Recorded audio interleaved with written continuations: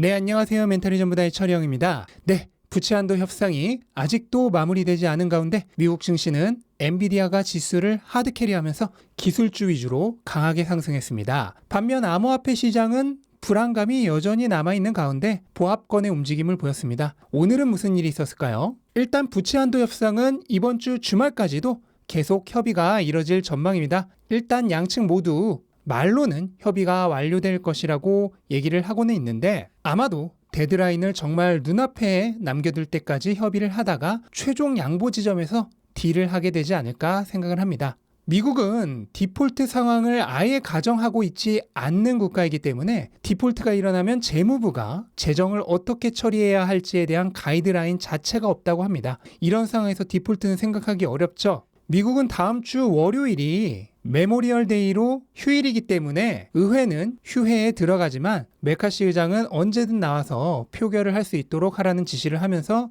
계속해서 실무진들 협상은 이어가고 있고요. 현재까지의 상황만 보자면 지난 2011년과 완전히 똑같은 흐름으로 가고 있습니다. 10년 전에도 D-Day를 딱 하루 남기고 타협이 되었었는데 거의 비슷한 흐름으로 가고 있습니다. 심지어 신용등급 얘기도 비슷하죠. 2011년 당시에도 3대 신용평가사 중 S&P 글로벌이 미국의 신용등급을 최고 단계에서 한 단계 낮췄었는데요. 이번에는 피치가 신용등급을 내릴 수 있다고 경고를 하고 있습니다. 물론 피치의 점유율은 15% 정도로 무디스와 S&P에 비해서는 상대적으로 중요도가 약한 신용평가 기관이기 때문에 신용등급 강등의 여파는 2011년보다는 적을 것이지만 어쨌든 피치가 신용등급을 낮추게 되면 분명 자산시장에는 악영향을 줄 것입니다. 지난 2011년에도 주가가 급락한 지점은 부채 한도 협상 타결이 끝난 후 신용등급이 강등된 지점에서부터였죠. 그리고 오늘 발표된 지표들 역시 조금 애매했는데요. 일단 실업수당 청구 건수가 너무 낮았습니다. 이번 주 청구 건수는 22만 9천 건으로 지난주보다 높아지기는 했지만 정작 지난주 수치가 24만 2천 건에서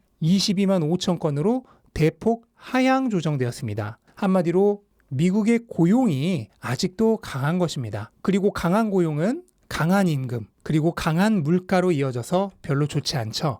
또한 경기 침체의 절대 조건 중에 하나가 급격하게 올라가는 실업률인데 지금은 그것과 완전히 반대 방향으로 가고 있습니다. 그리고 미국의 GDP 2차 추정치가 발표되었는데 지난번에 전년 대비 1.1% 성장해서 1.3% 성장으로 상향 조정되었습니다.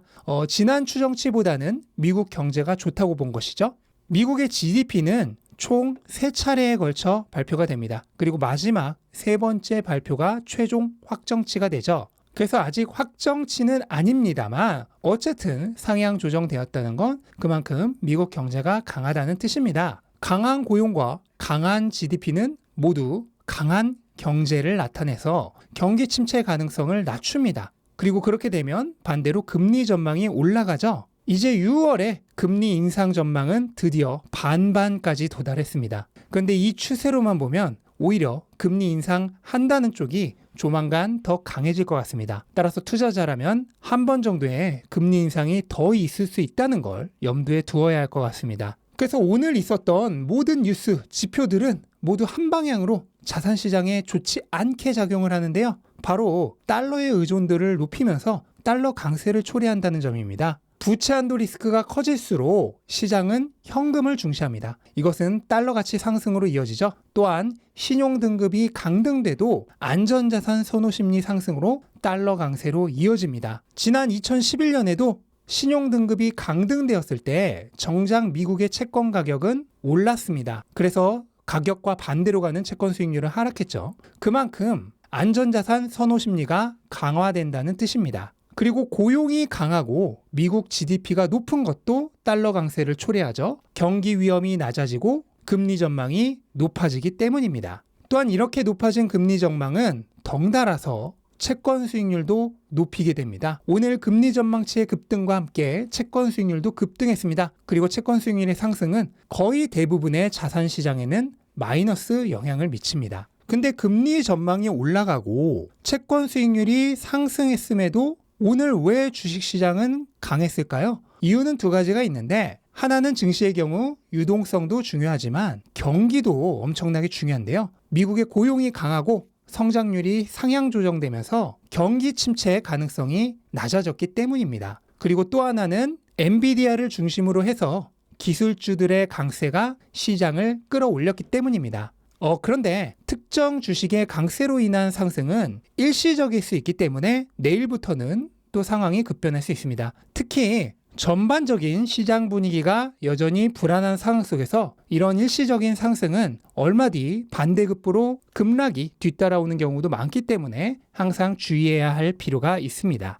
그런데 경기도 중요한 증시와는 다르게 달러 강세와 채권 수익률 상승은 상품 시장에게는 최악입니다. 상품 가격은 달러 가격과는 저울처럼 반대 위치에 놓여 있습니다. 상품을 사야 할 달러 가치가 올라갈수록 상품 가격은 내려갑니다. 또한 명목 금리가 높아질수록 이자가 없는 상품 자산의 가치는 내려갑니다. 그러니까 달러 가치가 오르고 채권 수익률이 상승한 오늘 같은 날은 상품 시장에겐 최악이죠. 그래서 금이 또다시 크게 하락했습니다. 암호화폐는 조금 특이한데요. 암호화폐는 오늘 거의 보합권이었는데 상품 자산으로만 본다면 오늘 금과 함께 하락해야 하는 것이 맞습니다만 암호화폐는 위험 자산의 성격도 가지고 있기 때문에 이게 오늘 암호화폐를 구했다고 보시면 되겠습니다. 증시가 강력하게 상승한 덕분에 위험 자산에 대한 투심이 올라간 것이죠. 하지만 암호화폐의 움직임은 부채 한도 문제가 끝나고 금리 인상이 완전히 종료된 게 확정된 시점부터는 시장 불확실성이 줄어들기 때문에 상품 자산에 가까운 움직임을 보이게 될 것으로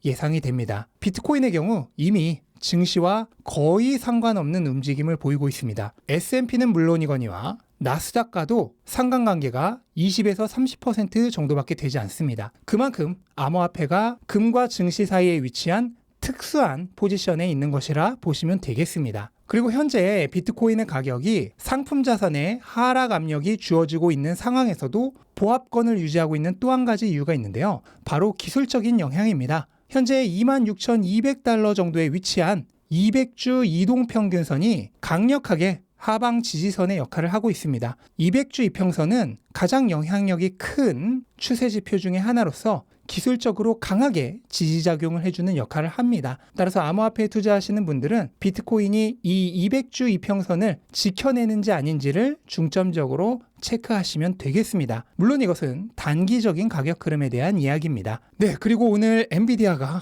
거의 25% 상승하면서 나스닥을 강하게 견인했는데요. 그 외에도 마이크로소프트, 구글과 같은 AI 관련주들이 동반 상승하면서 시장을 끌어올렸습니다. 이로 인해 엔비디아의 시가총액은 거의 1조 달러에 근접했습니다. 또한 전고점을 돌파한 최초의 대형 기술주가 되었습니다. 그런데 제가 어제도 잠깐 말씀드렸지만 이것은 아주 중요한 의미를 가집니다. 강세장에서 약세장으로 전환될 때 약한 기업들부터 신저가를 기록합니다. 마치 탄광 속의 카나리아처럼 말이죠. 추세가 바뀌는 것을 약한 기업들이 먼저 무너지면서 알려주는 것입니다. 그럼 반대로 약세장에서 강세장으로 바뀔 때는 어떻게 될까요? 네, 정확히 그 반대입니다. 가장 특출난 기업이 먼저 신고가를 기록하면서 추세 전환을 암시합니다. 평균보다 뛰어난 기업이 먼저 치고 달려나가면 그 뒤를 다른 기업들이 줄 이어서 뒤따라가는 것입니다. 애플이나 마이크로소프트 같은 경우도 이제 전고점까지 단 5에서 6% 정도밖에 남아있지 않습니다. 원래 강세장의 초입에서는 주도 섹터의 대장주가 가장 실적이 좋은 것은 주식 입문서에도 나와 있는 기본 중에 기본입니다. 시장 평균인 지수는 특출난 기업이 먼저 저 앞까지 달려가고 나면 한참을 뒤쳐져서 조금씩 따라옵니다. 그런데 사람들은 지수가 올라오고 난 이후에야 지금이 강세장인 줄 알죠? 이렇게 눈치를 늦게 채기 때문에 막차가 이미 옛날 옛적에 떠난지도 모르고 오지도 않을 막차를 기다리며 정류장에서 서 있게 되는 것입니다. 그러면서 말하죠. 막차는 이미 놓쳤지만 다음 첫 차는 꼭 탈 거다. 근데 웃긴 건 뭔지 아십니까? 시간이 흘러서 다시 살만한 기회가 오면은 또 이렇게 외칩니다. 다음 차 기다려보자.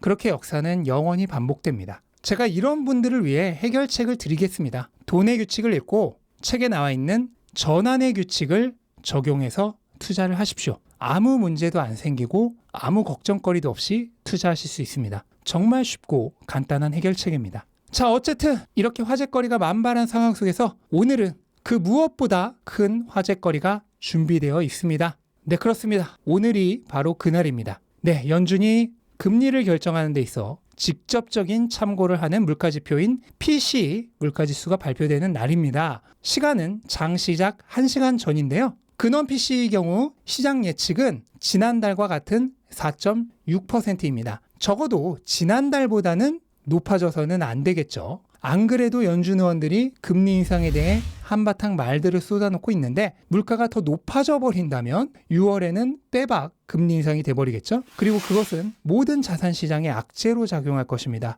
따라서 오늘은 예상치와 같거나 그보다 낮은 물가가 발표되어야 할 필요성이 있습니다. 물론 장기적인 물가는 너무 걱정 안 하셔도 됩니다. 현재 물가의 대부분을 차지하고 있는 주거비의 선행 지표들이 하나같이 하방을 가리키고 있기 때문에 조금 지연돼서 나타나는 물가 지표상의 주거비도 곧 하락할 것입니다. 그리고 주거비가 하락할 때부터 물가는 확실하게 내려가기 시작하겠죠. 단 그때까지 약간의 시간차가 있을 수 있고 그 시간차로 인해 금리가 더 오르고 시장이 흔들릴 가능성도 있는 것이죠. 그리고 그런 가능성을 조금이라도 줄이기 위해서 오늘 PCE 물가가 낮게 나오기를 바라보면서 오늘 영상은 마치도록 하겠습니다. 영상 도움되셨다면 구독과 좋아요 부탁드리고 즐거운 하루 되시기 바랍니다. 감사합니다.